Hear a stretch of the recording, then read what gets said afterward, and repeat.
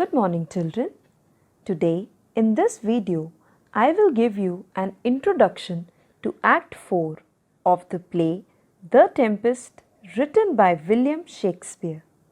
But before that, I will recapitulate all that you have read in your first 3 acts. By the end of this video, you will be able to understand and narrate the summary of Act 1 to Act 4 of The Tempest, written by William Shakespeare. You will be able to critically analyze the Act 4. You will also be able to understand some of the references given in this act, that is, your Act 4. Now let us recapitulate what you have read so far. The play opens with a shipwreck. When Alonso, King of Naples, was returning from the wedding of his daughter to a prince abroad, his ship was caught in a terrible storm. In the company of the king were Duke Antonio of Milan and other gentlemen of the court. This tempest was raised by Prospero, a learned magician who lived on an isolated and enchanted island on which he and his young daughter Miranda were the only human beings. Theirs had been a sad story. Prospero was the Duke of Milan, who was devoted more to the study of magic than to his dukedom. Antonio, his brother, seized the dukedom with the help of King of Naples. Antonio set Prospero and his daughter adrift in a boat. Gonzalo, a noble of Naples, took pity on them and stocked their boat with basic necessities, including books of magic and philosophy from Prospero's library. Their boat drifted to an island which had been refuge of Sycorax, an evil sorceress. Sorceress means magician. There Prospero found Caliban, a misshapen creature of animal intelligence. He was only able to split wood and draw water. Obedient to Prospero's will were many other good spirits of air and water, whom he had free from the torments of Sycorax. Ariel, a lively spirit, was chief of them. Prospero ordered Ariel to bring the whole group safely ashore. Ferdinand, King Alonso's son, was moved by Ariel's singing to follow the spirit to Prospero's cell. Miranda, who remembered seeing no human being but her father, at first sight fell in love with the young prince, and he with her. Prospero was pleased to see the young couple so attracted to each other. But he withheld this pleasure, spoke harshly to them, and to test Ferdinand, ordered him to carry and pile logs of wood, which was indeed quite a menial task for a prince. Meanwhile, Alonso, Sebastian, Antonio, and Gonzalo wandered sadly along the beach. Alonso was in despair because he believed his son was drowned. Ariel, invisible in air, played music, putting to sleep all except Sebastian and Antonio. Drawing apart, they planned to kill Alonso and his counselor and make Sebastian the king of Naples. In the nick of time, Ariel awakened those who were asleep before the plotters could carry out their plan. On another part of the island, Caliban, carrying a load of wood, met Trinculo and Stefano, both drunk. They offered a drink to Caliban. The drunk monster declared he would be their slave forever.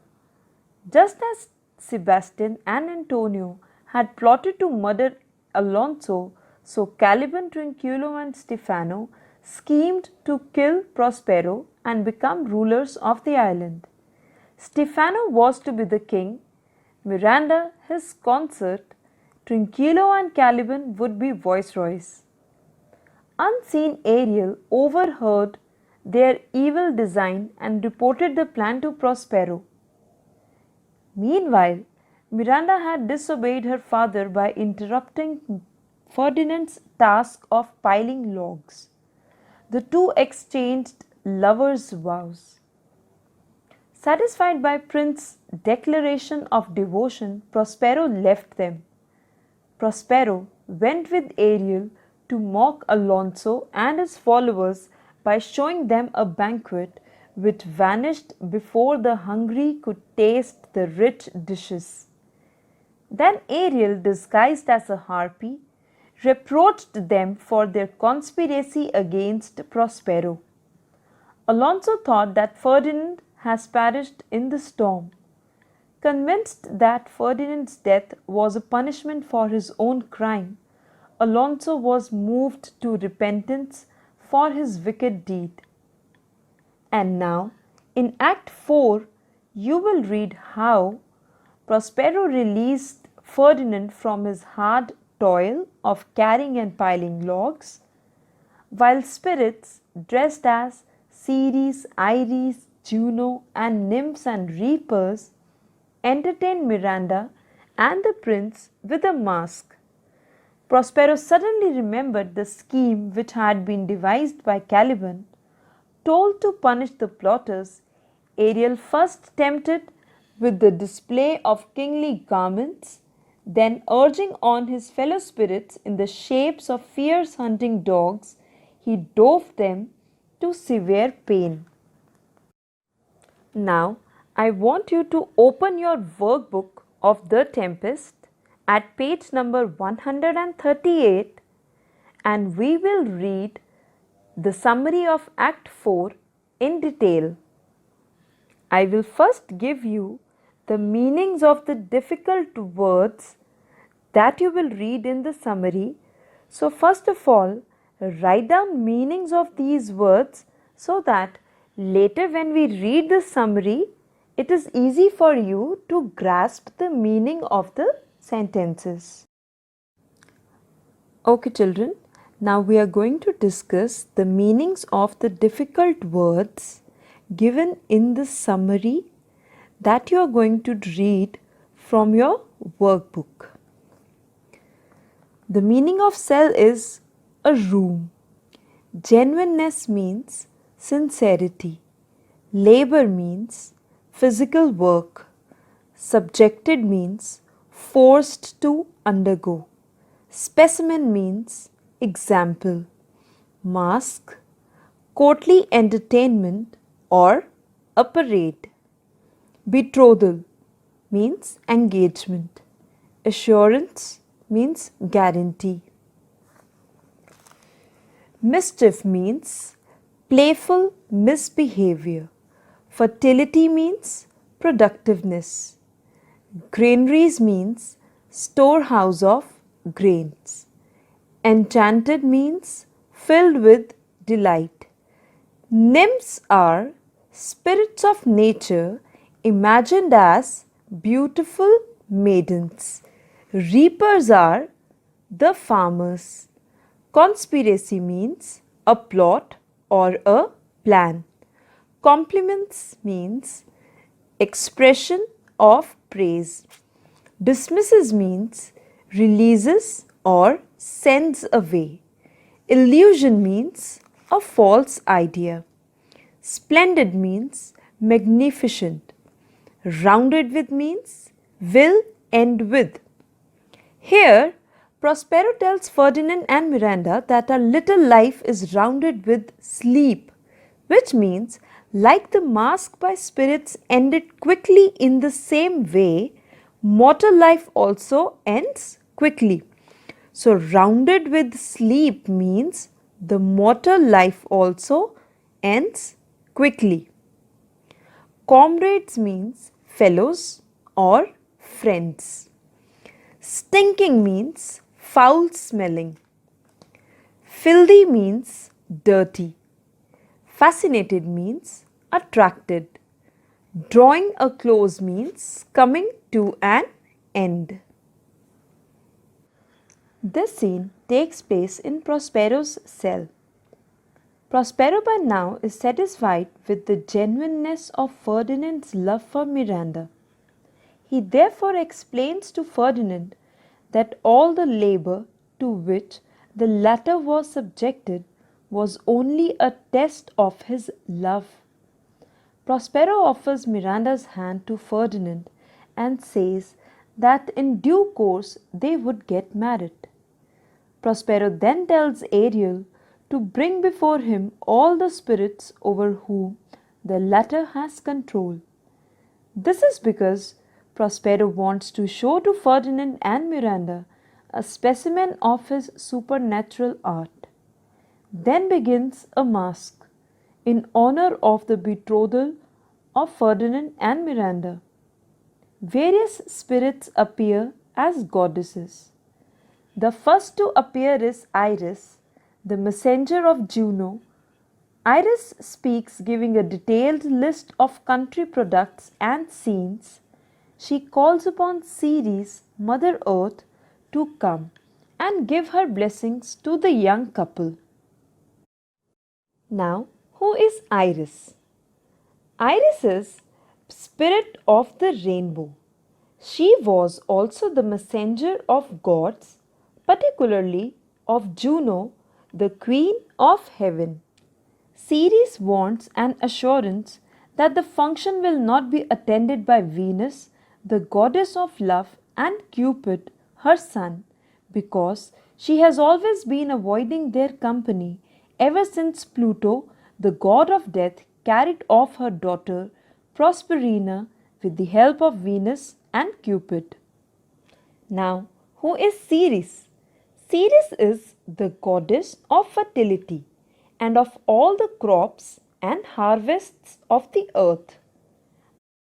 Ceres here inquires if the Queen of Heaven is now attended by Venus or her blind son Cupid. She says that she has abandoned the disgraceful company of Venus and her son Cupid since the two had conspired with Pluto, king of hell, to rob her of her daughter Proserpine.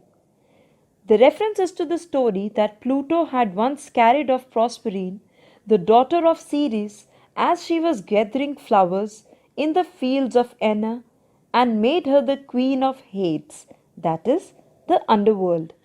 Ceres holds Venus and Cupid responsible for this crime, since Pluto had done that under the inspiration of love, and Venus and her son are god of love. Hence, if Juno were attended by Venus and Cupid, Ceres would not go to her. Now, coming back to the text, Iris informs her that Venus and Cupid did try to make some mischief with Ferdinand and Miranda, but they failed, and feeling disappointed, they had gone away. This refers to the fact that Venus and Cupid could not ignite passionate love or physical love in Ferdinand and Miranda, and their love is pure and innocent. Now again coming back to the text, then Juno blesses the young lovers with happy marriage, long life, wealth and happiness. Ceres blesses them with fertility of soil, granaries full of grains, trees laden with fruits, etc. Ferdinand is enchanted to see the whole show and asks Prospero whether the characters are spirits. Prospero informs him that they are. Next, Iris calls upon the nymphs and the reapers to appear and to join in a dance. All of a sudden, Prospero remembers the conspiracy of Caliban against his life. He compliments the spirits on their performance and dismisses them. He explains to Ferdinand that the whole show was an illusion. In a speech that is famous, he says that the earth, with all its treasures, its splendid palaces and temples, is itself an illusion. We are such stuff as dreams are made on, and our little life is rounded with a sleep, says Prospero. Prospero now has to deal with Caliban, Stefano, and Trinculo.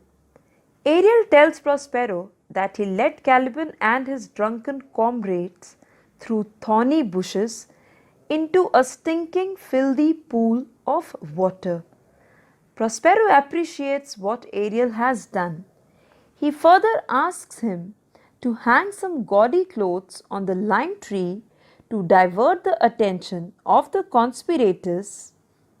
Ariel complies with this order. The conspirators arrive. Stefano and Trinculo are grieving over the loss of their wine bottle in the pool. Caliban reminds them of the plot they have in hand. But just at that time, Trinculo catches sight of the garments hanging on the lime tree and draws the attention of Stefano to it. They are both fascinated by this show and get busy in taking many garments. At this stage, a number of spirits appear in the shape of dogs and hounds, and as ordered by Prospero, chase away the conspirators who run for their lives in a state of confusion. Prospero then orders his spirits to torment them in all the possible ways. He tells Ariel that his period of service is soon drawing to a close and that he will shortly become free. Okay, children, now let us discuss the meanings of the difficult words that you will read in the critical appreciation given in your workbook. I have also given the subheadings of the paragraphs so that you easily find the words and write their meanings. Warns means tells about danger in advance. Virtues means good qualities. Intents means plans. Imparting means conveying. Stranded, unable to move from somewhere. Tempting, appealing. Circumstances, situations. Devoid, lacking or free from. Pretensions are false claims. Cloud means hide. Impeccable, faultless. Aggressive means hostile or ready to attack. Grumpy means ill-tempered. Mundane means ordinary or dull. Imposed means forced on someone. Integrity means honesty. Evident means clear. Relevance means appropriateness. Supernatural means magical. Generate, create or produce. Sensitivity means having sense to understand. Grasp means understand. Spiritual means religious. Frequently means often. Mythological means based on myths. Glowing terms means enthusiastically. Benevolent means kind. Defile means spoil. Magnificence means state of being beautiful. Material gains means related to money and other possessions. Bounty, kindness. Recurring, repetitive.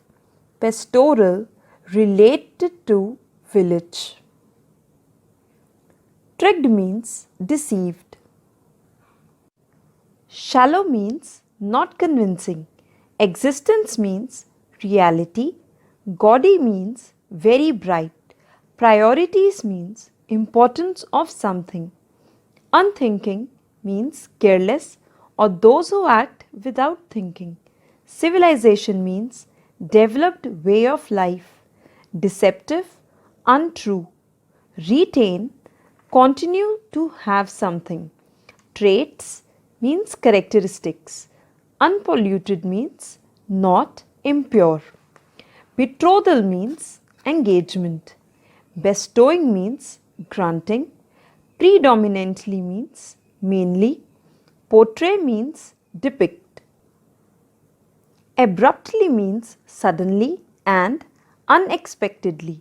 Shortened means made short. Uninspiring means not inspiring. Occasion, event.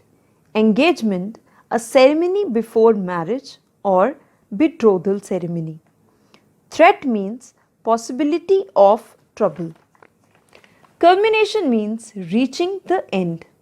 Conspiracy means an evil plan. Hatched means making an evil plan. Conspirators are plotters or those who make evil plans. Emphasis means force of expression. Depiction means representation. Inebriated means intoxicated. Lamenting, expressing sorrow or crying. Hilarious means extremely funny. Apparel, clothes. Hounding means disturbing. Imposing means put forcibly. Torments means pains. Goblins are small, ugly creatures. Boisterous, rough and noisy. Now let us read critical appreciation given in your workbook. Prospero, a moral teacher. Prospero warns Ferdinand about the virtues of marriage. Apart from being Miranda's father and teacher, he is also the moral and religious teacher of the island. He intends to establish a moral order by imparting moral instructions to the stranded courtiers.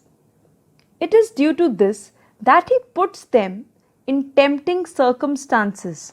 So, who were put in tempting circumstances? I hope you remember. They were Stefano, Trinculo, and Caliban.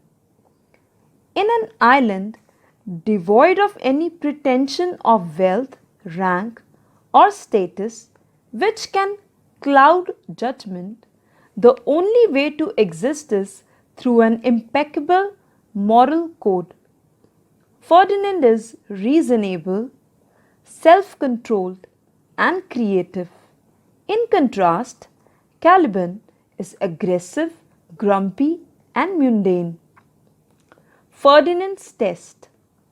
Ferdinand passes the test imposed on him by Prospero.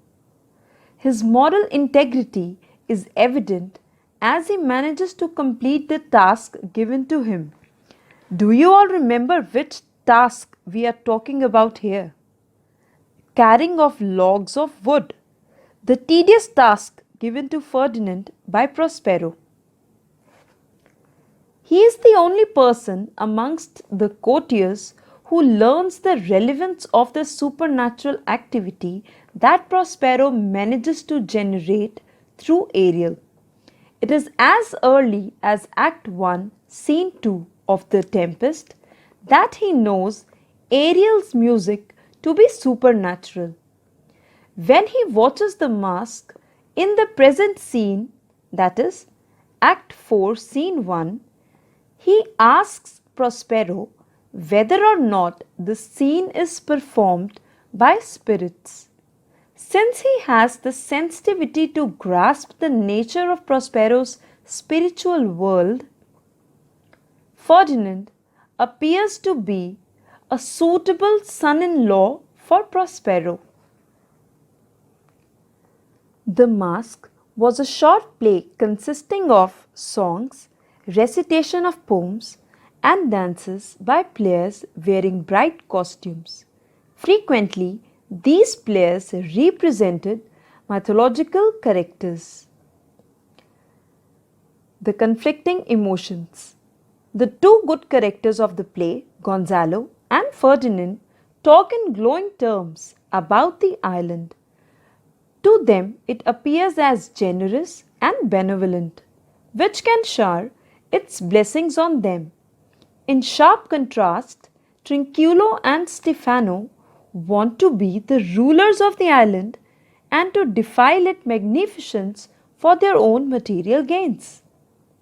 Nature's bounty was a recurring theme in Shakespearean pastoral plays.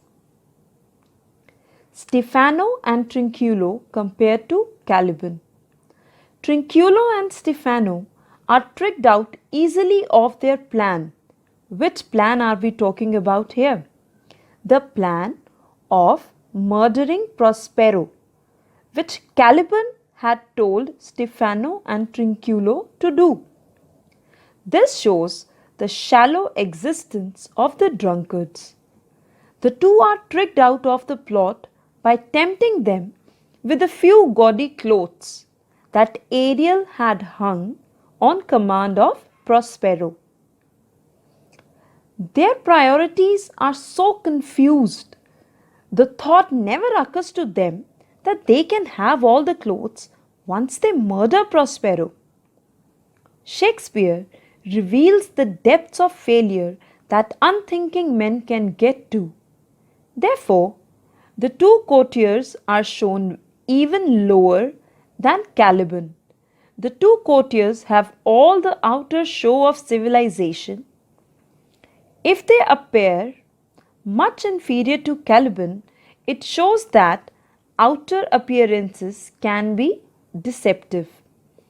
Caliban manages to retain some traits of intelligence because of the unpolluted environment that had surrounded him for some years.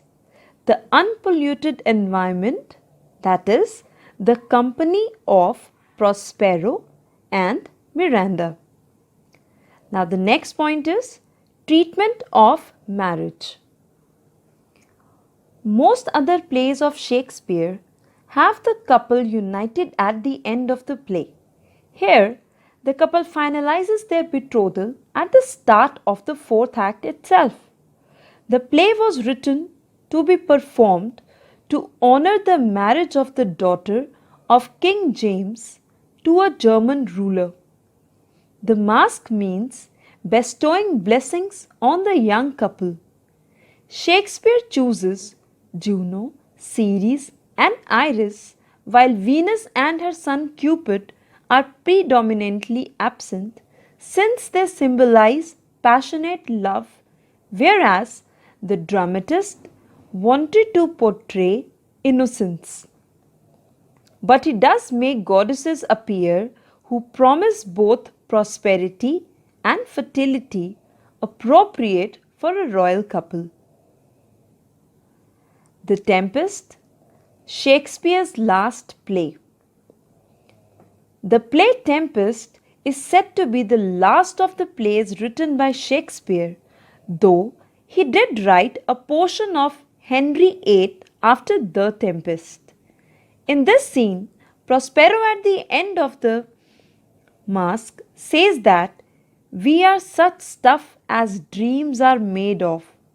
This is Shakespeare at his poetic best in the play. There are two questions to be answered in this scene. First, why did the mask end abruptly? The second is, what happened to Caliban's plot to murder Prospero? First of all, the mask can be shortened without any break in action whenever it becomes dull and uninspiring. Secondly, in spite of the happiness of the occasion of the engagement of Miranda, Prospero would not lose sight of reality again.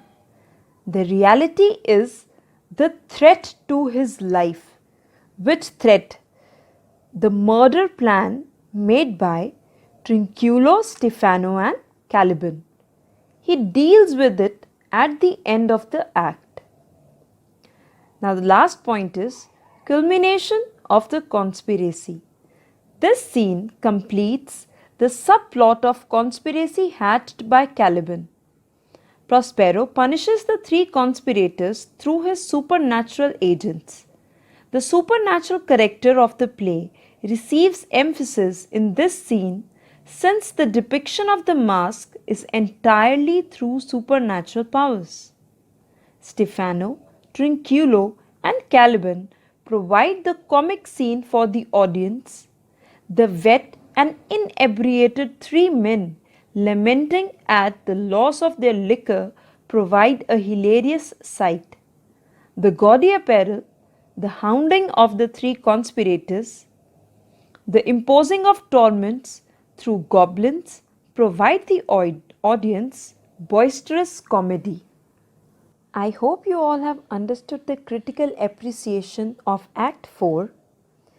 Now, for your homework, you need to plan lines 1 till 32 of page 132 of your The Tempest textbook. Thank you.